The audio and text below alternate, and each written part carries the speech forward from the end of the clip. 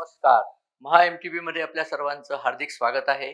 मी चंद्रशेखर नेने, आंतरराष्ट्रीय घडामोडींचा अभ्यासक. माझ्याबरोबर योगेश व्हिडिओग्राफर आहेत. अ, याच्या आधीचा जो मी व्हिडिओ केला होता इस्रायल-इराण बद्दलचा, त्याचंच एक प्रकारचं पुढे कंटिन्युएशन करायचं आहे, की इस्रायल-इराण युद्ध तर कधी होईल तेव्हा होईल, कारण इराण खूप लांब आहे इस्रायलपासनं. इस्रायलला तयारी खूप करायला लागणार आहे. मी गेल्या वेळेला म्हटलं तसं त्यांची जी फायटर विमानं आहेत, बॉम्बर आणि फायटर, ती इराणपर्यंत जाऊन परत येण्याकरता त्यांना कुठेतरी इंधन भरायला लागेल. त्याची तयारी त्यांना करायला लागेल. बाकीचे आजूबाजूचे देश आहेत त्यांच्याकडनं त्यांच्या देशांवरनं उडण्याची परमिशन घ्यायला लागेल आणि इराणलाही हे माहिती आहे म्हणून इराणनी त्या देशांना धमकावलंय. परंतु असं वाटतंय की इराणची धमकी ते देश मानतीलच असं नाही. मुळात इराण हा शिया देश आहे आणि त्याच्याशी या सगळ्या बाकीच्या देशांचं पुरेपूर शत्रुत्व आहे. पण तो एक विषय वेगळा झाला. पण इस्रायलनी इतके दिवस मध्ये जे चालले ते वाया घालवले नाही आहेत. त्यांनी त्यांचे जे जवळचे शत्रू आहेत, म्हणजे हिजबुल्ला आणि हमास, त्यांचं निर्दालन करण्याचा कार्यक्रम जोमाने सुरू ठेवला आहे. इथे मला महाभारतातली एक गोष्ट सांगण्याचा मोह आवरत नाही. महाभारताचं युद्ध 18 दिवस चाललं.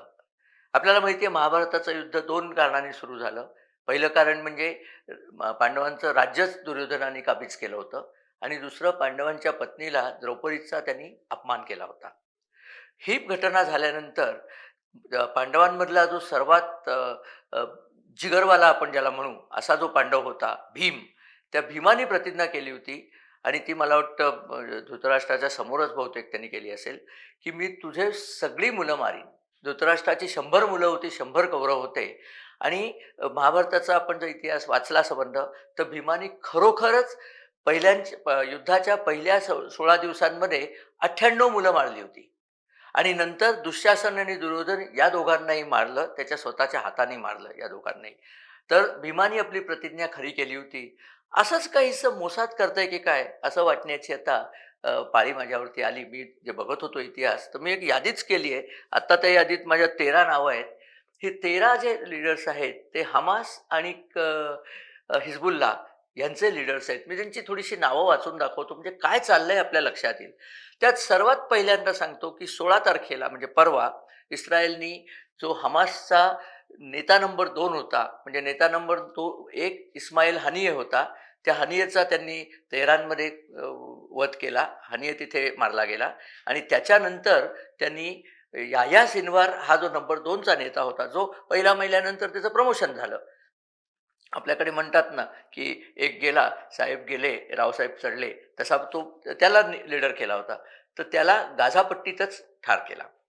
आणि ते ठार केला कसं, तर इस्रायलनी त्याच्यानंतर त्याचं ड्रोन फुटेज दिलेलं आहे, की तो आपल्या कुठल्यातरी फ्लॅटमध्ये लपून बसला होता. खुर्चीवर बसलेला हानीय दिसतो आणि त्याला ह्यांनी उडवला. पण त्याला उडवल्यानंतर सुद्धा तो हानीय नाही, याह्या सिन्वार, त्याला ह्यांनी उडवला. पण उडवल्यानंतर सुद्धा खात्री नव्हती. त्यामुळे अशी बातमी आहे, की त्यांनी त्याच्या बोटाचा एक तुकडा घेतला आणि तो जाऊन DNA चेकिंग करता आपल्या फॉरेन्सिक युनिटकडे पाठवला. आणि जेव्हा नक्की झालं, की हो, हा मेलेला आहे, हा याह्या सिन्वारच आहे, तेव्हा त्यांनी जाहीर केलं, की आम्ही याह्या सिन्वारचा खात्मा केला.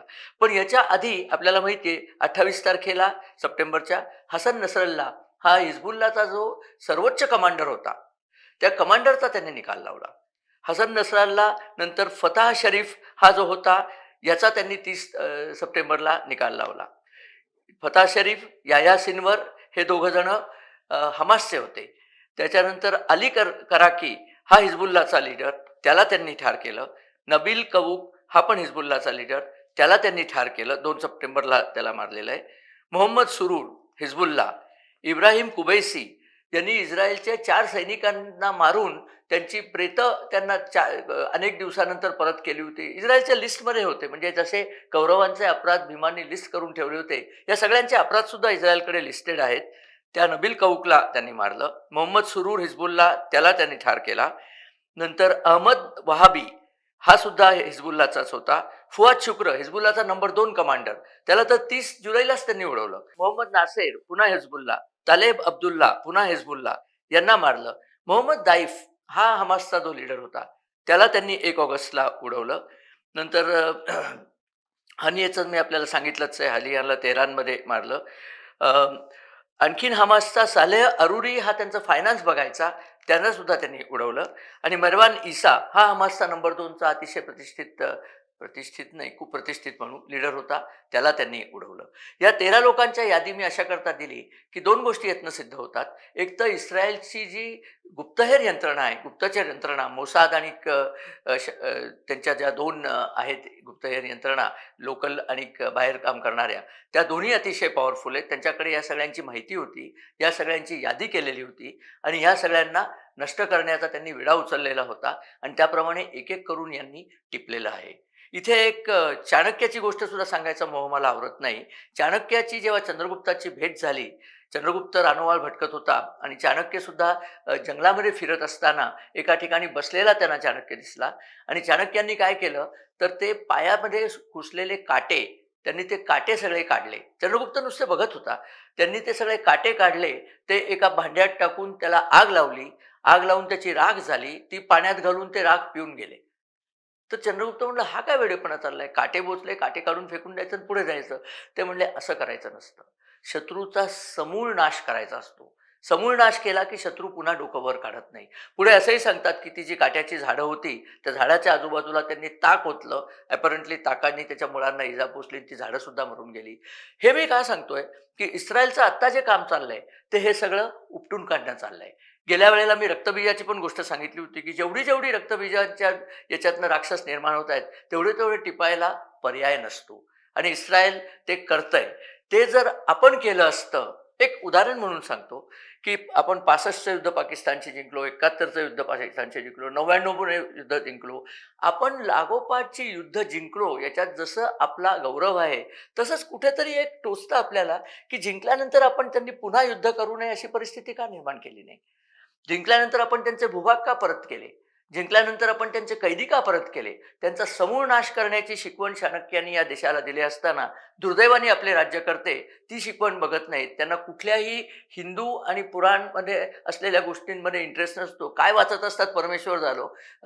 नेहरू, गांधी आणि सगळा परिवार हे भारतीय कुठलंही शास्त्र वाचायचं नाही. काहीतरी भलतंच वाचायचं आणि तिसरंच काहीतरी करून ठेवायचं, असं त्यांनी आतापर्यंत केलेलंच आहे. आणि मला काही त्याच्यामध्ये म्हणजे यांनी केलं, त्यांनी केलं नाही असं म्हणायचं नाही.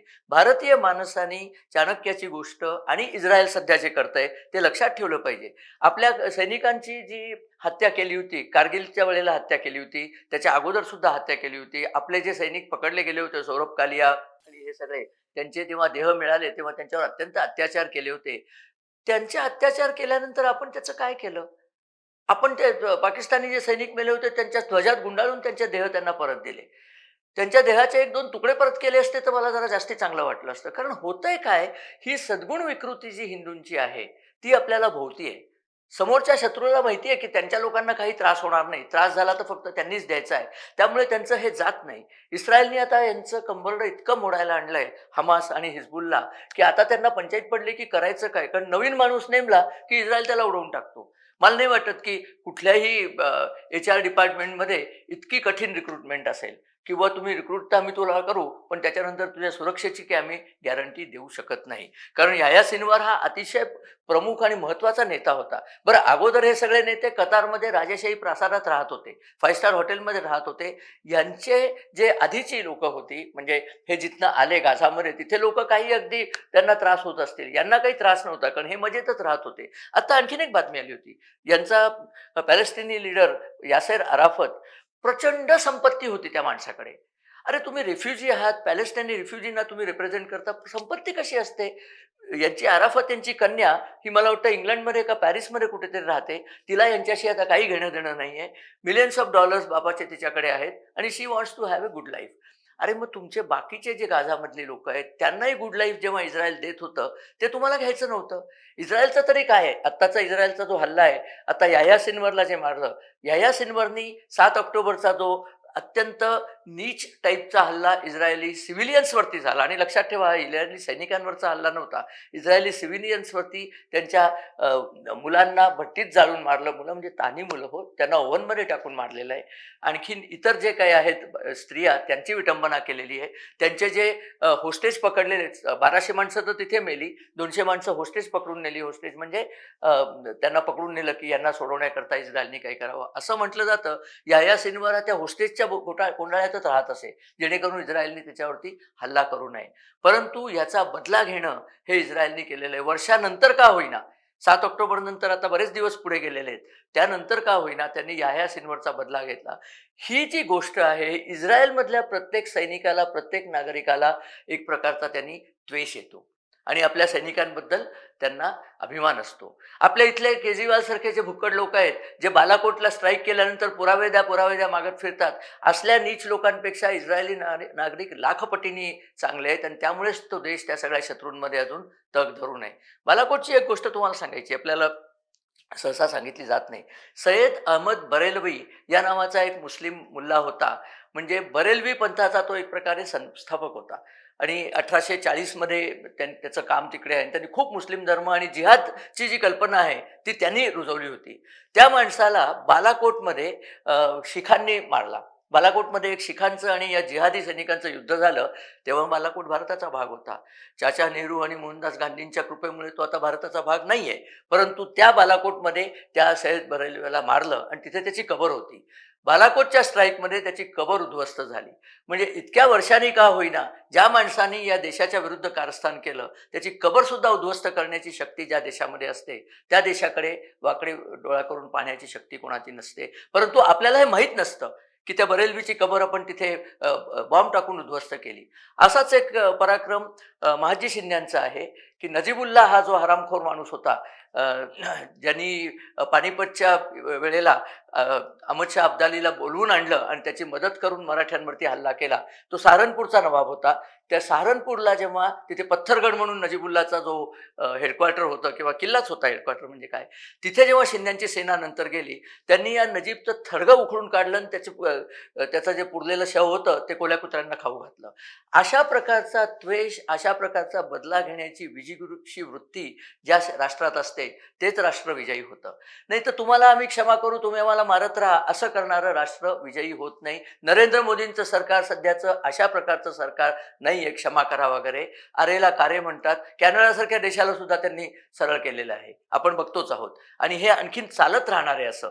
तर त्याकरता नरेंद्र मोदी आणि त्यांचे जे सगळे साथीदार आहेत, म्हणजे राजनाथ सिंग, जयशंकर, आपले सुरक्षा ॲडवायझर अजित डोवाल, या सगळ्यांचे हात आपण मजबूत केलेच पाहिजेत. तसे ते जर मजबूत केले नाहीत तर आपल्याला लक्षात येईल की आपल्या देशावरती कोणीही येऊन टपली मारून जावं असे प्रकार चालू. आता ते होत नाहीत. बालाकोट झाल्यानंतर पाकिस्तानमध्ये अजून तिथे लोकांमध्ये एक प्रकारची भीती आहे. तेव्हा इस्रायलनी जे चालवलेलं आहे, जसं याचं आणखीन महाभारतातच एक उदाहरण सांगतो. जन्मेजयाने तक्षक हा नाग होता आणि तक्षकाने त्याच्या वडिलांना म्हणजे परीक्षिताला मारलं. त्याचा बदला म्हणून त्यांनी सर्पसत्र चालवलं. म्हणजे जेवढे साप असतील सगळ्यांना मारायचं. असं म्हटलं जातं की नाग ही एक जमात होती. त्यामुळे त्या नाग जमातीच्या सगळ्या लोकांना मारण्याचा त्यांनी कार्यक्रम केला. पूर्वी या देशामध्ये ही विजिगीषू वृत्ती होती. दुर्दैवाने आपल्या स्वातंत्र्य आंदोलनानंतर जी अहिंसक वृत्ती या देशात शिरली, त्यांनी आपला खूप घात केलेला आहे. जितक्या लवकर ती वृत्ती आपण टाकून देऊ तितकं बरं. असो, हा संदेश आपल्यापर्यंत पोहोचवायचा होता म्हणून मला हा व्हिडिओ या प्रकारे करायला लागला. आपल्याला जर हा व्हिडिओ आवडला तर आपण मित्रपरिवाराबरोबर शेअर करा. आमच्या चॅनलला सबस्क्राईब करा आणि तुमच्या कमेंट्स आणि तुमचे लाईक्स आमच्याकडे येऊ द्या. आणि माझ्या आधीच्या व्हिडिओवरच्या काही कमेंट्स आहेत, त्या 1-2 प्रातिनिधिक कमेंट्स वाचून दाखवतो. डॉक्टर अरुण जोशी लिहितात, दहशत निर्माण करणाऱ्या मुस्लिम देशांविरुद्ध शांतताप्रिय देशांनी एकत्र येणे आवश्यक आहे.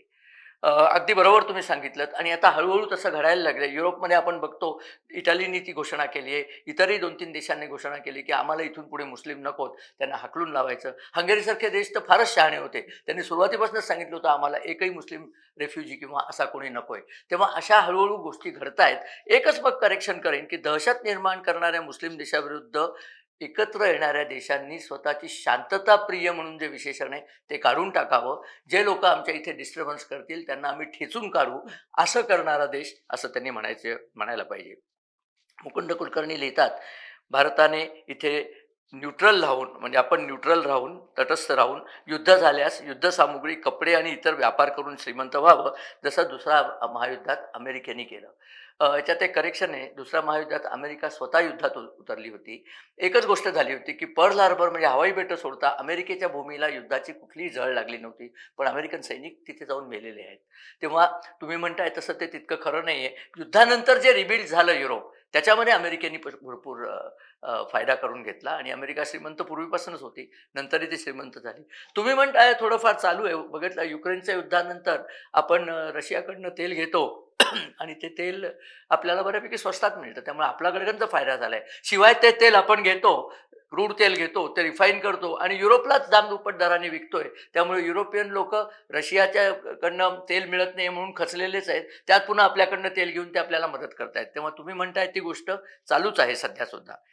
अ, प्रशांत चंदनपूरकर लिहितात, "सर लेझर बेस्ड सिस्टम कोणी वापरत आहे का? कारण आयर्न डोम आणि थारपेक्षा ती स्वस्त आहे." अ, मध्ये काही व्हिडिओ आले होते, की इस्रायलने एक लेझर बेस्ड सिस्टम डिझाइन केली आणि ती महाकाळ आहे, अमुक आहे, तमुक आहे. पण मला वाटतं ही प्रत्यक्ष काम करणारी सिस्टम नाहीये. इथे मला थारबद्दल थोडंसं सांगायचं आहे, की थार हे जे युनिट आहे, त्याच्यामध्ये सॉलिड फ्युएल रॉकेट्स असतात. मी मागे तुम्हाला सांगितलं होतं, की द्रवरूप इंधन आणि घनरूप इंधन. द्रवरूप इंधन असलं की ते भरायला 3 ते 4 तास लागतात. त्याशिवाय ते मिसाईल उडवता येत नाही आणि तुम्ही जेव्हा अँटी मिसाईल करता, तेव्हा मिसाईल तुमच्या डोक्यावर आलेलं असतं. भरायला 4 तास परवडत नाही, 4 सेकंद तुमच्याकडे असतात. म्हणून सॉलिड फ्युएल रॉकेट असतं आणि हे रॉकेट इस्रायलनी बनवलेलं नव्हतं. ते अमेरिकेने बनवून ठेवलेलं होतं आणि आता आणीबाणीची परिस्थिती आल्यामुळे आणि अमेरिकेने ते इस्रायलला दिलंय. एक लक्षात ठेवा, या रॉकेटचा ड्रोन आणि इतर गोष्टींवरती काही उपयोग होत नाही. बॅलिस्टिक मिसाईल जे आहे, जे इराण यांच्यावर टाकू शकतं, त्याला अ, प्रत्युत्तर म्हणून हे दिलेलं आहे. त्यामुळे इस्रायल जेव्हा इराणवरती हल्ला करेल, ते आता कधी करेल ते आपल्याला माहीत नाही. येत्या काही दिवसात तसा हल्ला होईल असं वाटतंय. त्यावेळेला मात्र या थारचा उपयोग होईल, कारण इराण त्यांच्यावरती बॅलिस्टिक मिसाईलने हल्ला करेल, तेव्हा हे थार जे आहे ते बॅलिस्टिक मिसाईल उडवून लावेल. असा हा सगळा प्रकार चालू आहे. देवेंद्र जोशी लिहितात, "उत्तम विवेचन. युक्रेन युद्धाचे पुढे काय झाले त्याच्या काहीच बातम्या येत नाहीत." तुमचं म्हणणं थोडंसं बरोबर आहे. आम्ही लवकरच 1 किंवा 2 दिवसात युक्रेन युद्धावरती एक विस्तृत व्हिडिओ करणार आहोत. युद्ध चालू आहे. ते युद्ध कुजलेल्या स्थितीत आहे. कधी रशियाचा विजय होतो, कधी युक्रेनचा विजय होतो आणि युक्रेनचा जो विदूषक आहे झेलेन्स्की, त्याला विदूषकच म्हणतो, पण तो कॉमेडियनच होता. आपल्याकडेही पंजाबला एक कॉमेडियन आहे, आपल्याला माहिती आहे. तर ह्या झेलेन्स्कीनी काल व्हिक्टरी प्लॅन जाहीर केलाय, की विजय झाल्यावर मी काय करेन? अरे तू जिंक तर खरा, मग विजय झाल्यावर काय करीन ते सांग. असो, युक्रेन युद्धावरती लवकरच आम्ही एक व्हिडिओ करणार आहोत. आपल्या सूचनेबद्दल धन्यवाद. आपल्या प्रतिक्रियांबद्दल धन्यवाद.